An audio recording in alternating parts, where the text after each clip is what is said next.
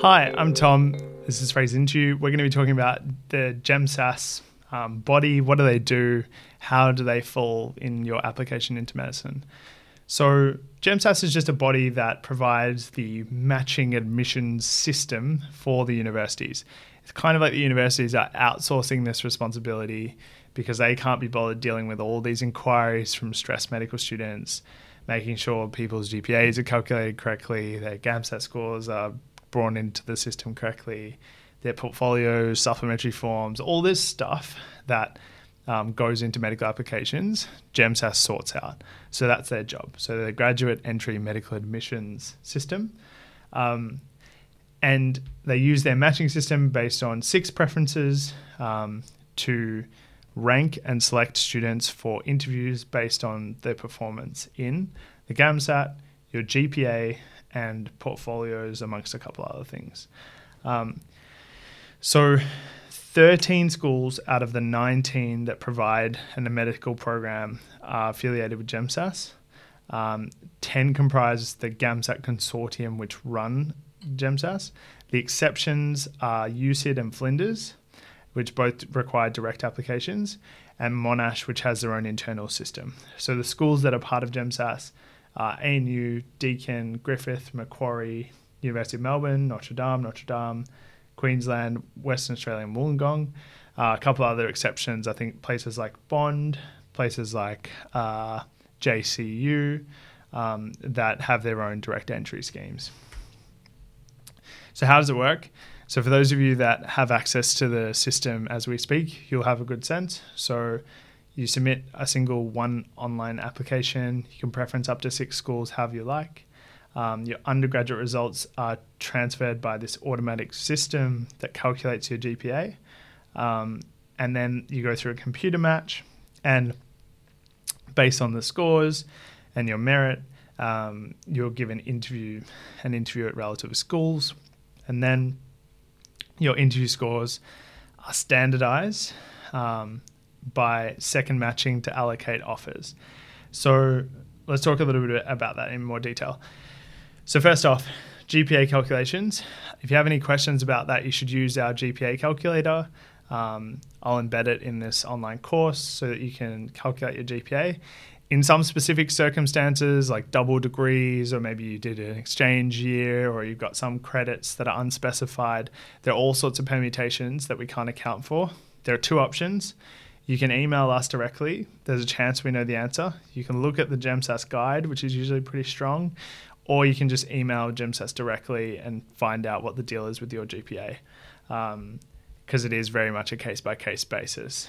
Usually, if it's a couple of units, it won't have a huge effect on your score. So there's that GPA step. Then computer matching. So if you want a really detailed breakdown of how computer matching works, you should definitely watch our applications workshop. There's a free recording as part of this course. We go through some of the things that we're talking about in this dedicated course over the 2-hour workshop session. But basically, they rank your GAMSAT scores, rank your GPA scores, and based on those rankings, they will give the universities a list of students that meet their criteria for an interview. And each of the universities have slightly differing criteria that constantly change every year. So yeah, look into the various universities for the specific guidelines. For instance, in 2019, UQ are doing 50% interview, 25% GAMSAT, 25% GPA. Melbourne are doing the same thing, but they're weighing GPA differently. They're weighing second and third year double, and then first year singly.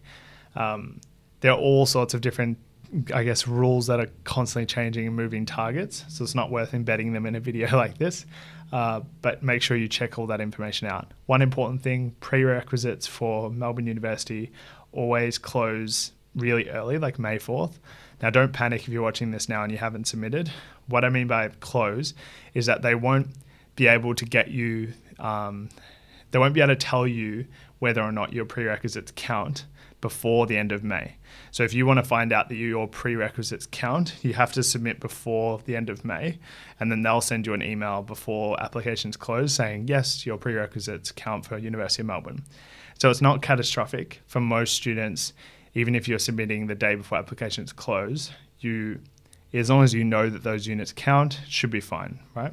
But obviously, if they don't accept your prerequisites, then you won't get your first or second or whatever preference you put Melbourne Uni at. So GPA, so it's the average of all of the grades achieved in the last 3 years, equivalent to a full-time study. So that means if you do part-time over 6 years, they still calculate your GPA over those 6 years.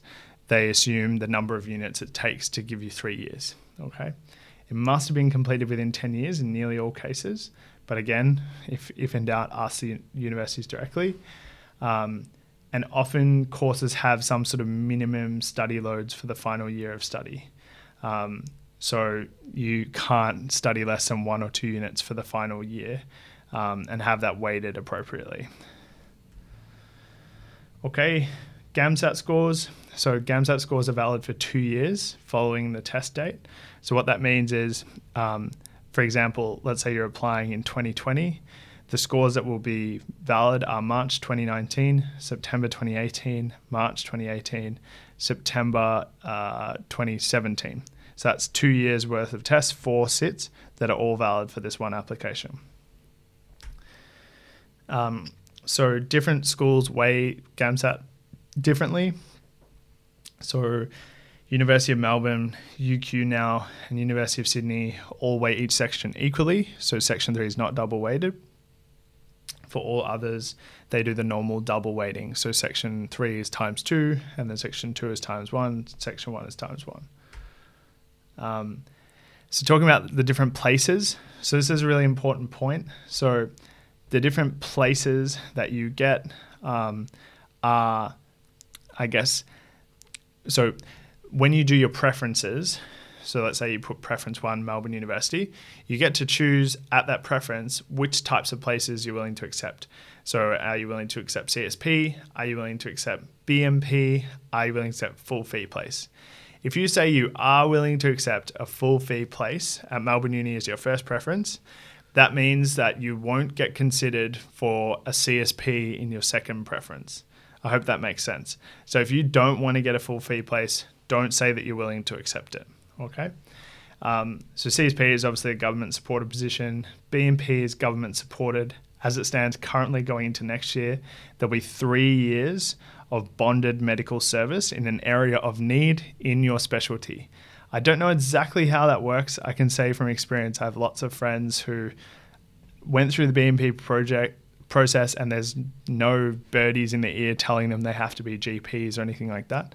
So what I don't quite understand is if that person then trains as a neurosurgeon, what area of need are they going to fulfill? Like they can't really go to the outback and be a neurosurgeon. So I'm not exactly sure how the BMP works when it comes to training, but at least from my experiences up to 2nd or 3 years out of med school, it doesn't seem like they control what types of specialties you do. Yeah. Okay.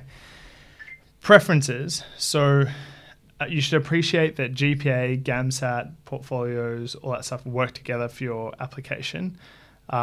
If your GAMSAT is really strong, there's a reduced incentive to apply for a portfolio university because when you apply to a portfolio university, they're going to weigh your portfolio as much as your GAMSAT and GPA. So it doesn't really make sense if you have a really strong GAMSAT to apply to those schools necessarily.